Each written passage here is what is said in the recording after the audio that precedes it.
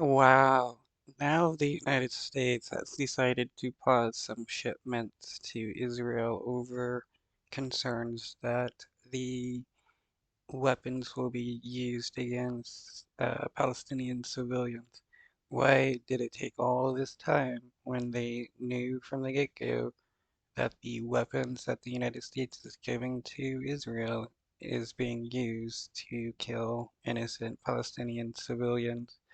Though I guess they finally decided to take some kind of stand against the Israeli government, but this doesn't stop all shipments of arms to the Israeli government, just a recent shipment of bombs. Hello, I'm Lewis Vaughan-Jones. Welcome to the programme. Washington says it paused a shipment of bombs to Israel last week over fears they might be used in an assault on Rafah. More than 1 million Palestinian refugees are sheltering in the city in the south of Gaza. Israel says it will deepen its attacks on Rafah until Hamas is eliminated or the first of the remaining hostages are released. The defence minister said, So if it means killing every single Palestinian to remove Hamas, that's what the Israeli government is going to do, because that is what they basically have been doing since the beginning of October 7th. Israel was ready to make compromises to secure their return, but insisted that Hamas only responded to force. Israel has sent a delegation to Cairo to resume negotiations, and Hamas says the talks will be the last chance. It's funny how an oppressive government that will kill any and all Palestinians whenever and however, and the IDF goes into the West Bank and kills Palestinians and helps steal land, or in Gaza where they're killing innocent people with the use of force, claims that only Hamas responds to force. Uh, the Israeli government is an occupying force in Gaza and the West Bank. They were the ones to be using force from the get-go. That's how the Israeli government was created, by forcing people out of their off their land, by killing scores of people. So if you want to talk about force, you got to talk about the Israeli government. For hostage release. Israeli forces went into Rafah on Monday night in defiance of international pressure, seizing the border crossing with Egypt. The UN Secretary-General Antonio Guterres has warned that a full-scale assault on Rafah would cause a humanitarian nightmare. Qatar's The Israeli government has been wanting to seize the border between Egypt so that they can completely control everything that goes in and out of Gaza, since they control most of the borders in Gaza. So they determine what goes in and out of Gaza.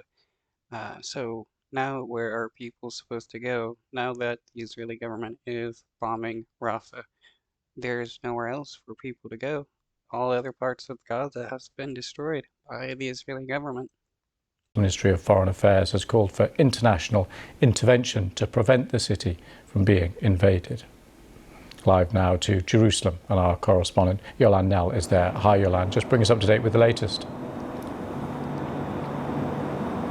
Well, when it comes to this US shipment that's been paused, that's really getting a lot of attention in the Israeli media this morning. This is a senior US administration official who's been speaking to journalists on condition of anonymity, really because this is such a sensitive subject. And it's understood that this shipment that was stopped last week included some of the 2,000-pound bombs, really big bombs, the US has been sending over to Israel. It's the first time. Why does the Israeli government need 2,000-pound bombs to fight people, especially uh, people they're claiming mingles amongst the population? If they use one of those bombs to strike a densely populated area, like in Rafah, that's going to cause a lot of innocent deaths. That would definitely not look good for the Israeli government. Though, why do they want these bombs, and why is the US giving them 2,000-pound bombs? that we've heard that a shipment has been stopped like this, certainly since the start of the war 7 months ago. The US has publicly been restating its ironclad support of Israel, but we know there have been these constant worries from the Biden administration that Israel could go for a full-scale assault of Rafah against its advice, because the US has really been pushing for much more sort of limited options to go after Hamas in Gaza's southernmost city. And the concern would have been really that the size of some of these bombs could have had a devastating effect in a place that is just so crowded with displaced people. Yeah, you use one of those bombs and thousands of people will probably die, or at least hundreds of people will die from the explosion.